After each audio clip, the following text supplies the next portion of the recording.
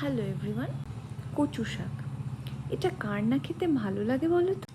যতই মাছ মাংস থাকুক না কেন, এই কচু শাকের সাথে যদি এক টুকরো গন্ধরাজ লেবু হয় তাহলে তো ব্যাস, মাছ মাংস ফেল।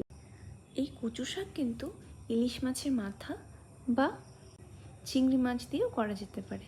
তবে আমি যেহেতু খুব একটা মাছ খেতে পছন্দ করি না, তাই আমি এটাকে এমনি রান্না করি। তোমরা যদি চাও তাহলে মাছের মাথা বা চিংড়ি মাছ দিয়েও ট্রাই করতে পারো। এটা রান্না করা কিন্তু খুব সহজ আর খেতে ভীষণ মজার।